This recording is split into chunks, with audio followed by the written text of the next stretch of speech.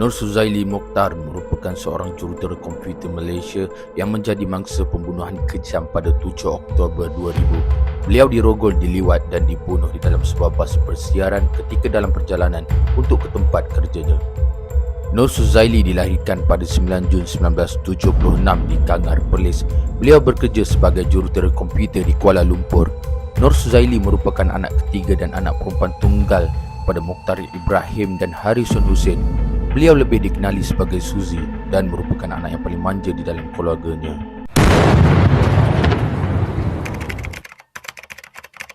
Nur Suzaili yang ketika itu berusia 24 tahun bekerja sebagai jurutera komputer telah menaiki sebuah bas awam ke tempat kerjanya, iaitu di Pusat Perubatan Pantai, bagi melaporkan diri untuk memulakan kerjaya impiannya. Sebaik mengesyaki sesuatu yang mencurigakan, Nur Suzaili mula panik. Beliau dikatakan menjerit untuk minta bantuan, tetapi telah ditampar dan ditumbuk oleh penyerangnya ketika dalam pergelutan. Malang tidak berbau, Nur Suzaili telah dirogol dan diperlakukan dengan kejam di dalam sebuah bas ekspres oleh pemandunya, sekaligus meragut nyawanya. Selain dirogol dan diliwat, mangsa turut dipukul tanpa belas kasihan sehingga menyebabkan 44 kesan kecederaan pada tubuhnya. Mayat mangsa kemudiannya dicampakkan di sebuah kawasan perumahan di Bukit Tinggi Kelang dan ditemui oleh pihak polis dan pakar sains forensik dan dihantar ke Hospital Kuala Lumpur untuk dibedah siasat sebelum dituntut oleh keluarganya.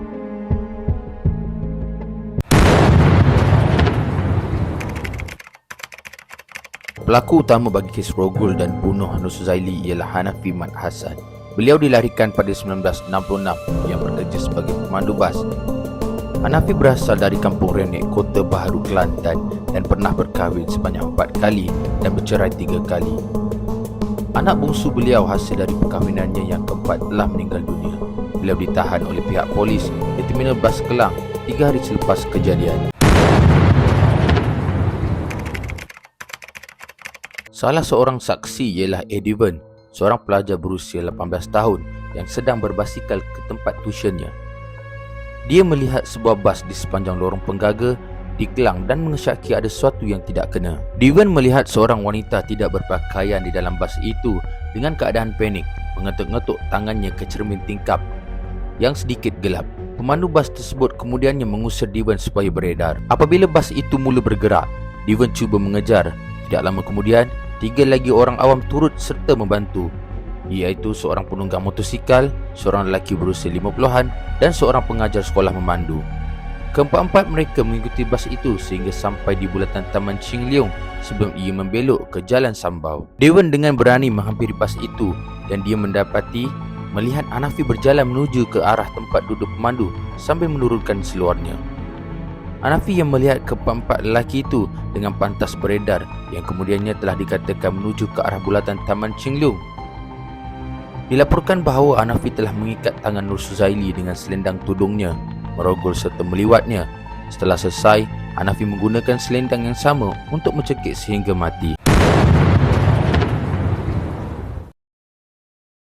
Hanafi yang ketika itu berusia 34 tahun didapati bersalah dan dihukum gantung oleh Mahkamah Tinggi Shah Alam pada 25 April 2002 kerana membunuh Nur Suzaili di alamat 24 Lorong Penggaga, Taman Ching Leong dan tapak pembinaan projek perumahan di Taman Bukit Tinggi Kelang di antara jam 8.50 pagi hingga 9.15 pagi pada 7 Oktober 2000. Beliau juga menerima hukuman penjara 20 tahun dan 12 sebatan atas tuduhan merogol mangsa.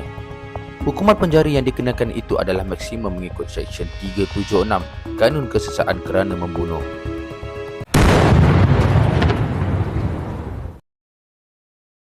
Kes berkenaan mendapat liputan meluas sejak mayat Nur Suzaili ditemui dalam keadaan bogel dengan 44 kesan kecederaan di tapak kawasan pembinaan Bukit Tinggi Kelang pada petang hari yang sama. Hasil bedah siasatan mendapati mangsa mati akibat dijerut. Perbicaraan kes itu bermula pada 12 Mac 2001 di Mahkamah Tinggi Shah Alam dan rayuan terakhir Hanafi ditolak oleh Mahkamah Persekutuan pada 12 Disember 2006. Berdasarkan dari fail polis diraja Malaysia, Hanafi pernah terlibat dan dikehendaki bagi kes merogol yang melibatkan bekas isterinya di Mentakap Pahang pada tahun 1988.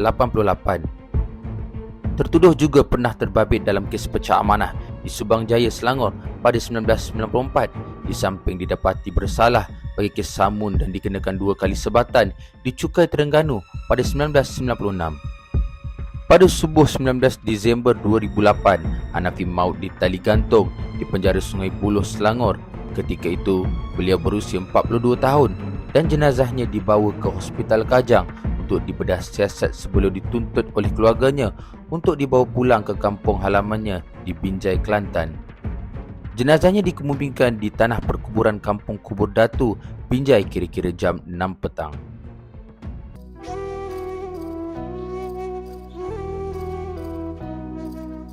Tuhan hadirkan rasa kecewa agar kita akui kita tak mampu memiliki segala apa yang kita hajati.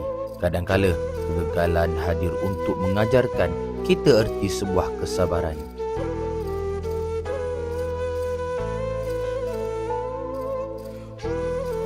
Tuhan tidak pernah membiarkan hamba-Nya hanyut dalam kepayahan yang berlarutan dengan sia-sia.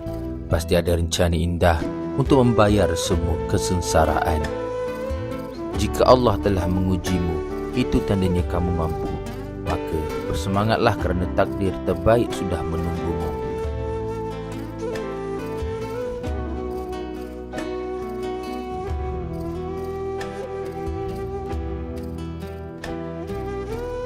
Hidup ini berwarna-warni, bukanlah sekadar hitam putih. Jangan berharap kebahagiaan hak milik kekal, dan jangan pula berfikir kesedihan akan menjadi selamanya. Kebahagiaan itu adalah ketenangan. Kunci segala kebahagiaan adalah dengan bersyukur. Lebih banyak kita bersyukur, lebih tenang kita rasakan.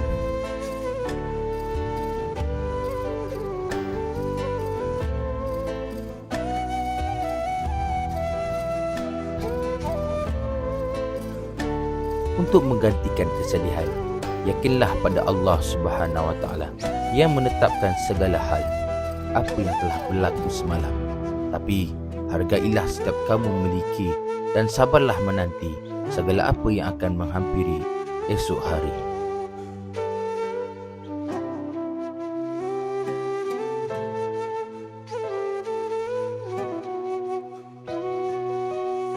Terus-terusan menjadi kuat kerana di dalam setiap kesengsaraan adanya kebahagiaan dan ketenangan.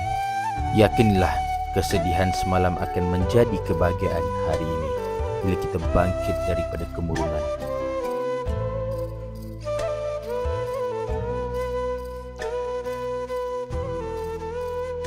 Inna lillahi wa inna ilaihi raji'un.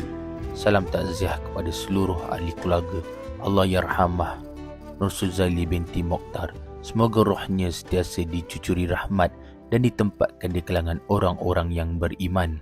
A'udzu billahi minasy syaithanir rajim. Bismillahirrahmanirrahim.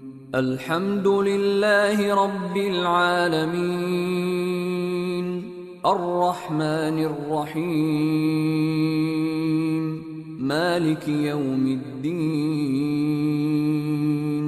إياك نعبد وإياك نستعين اهدنا الصراط المستقيم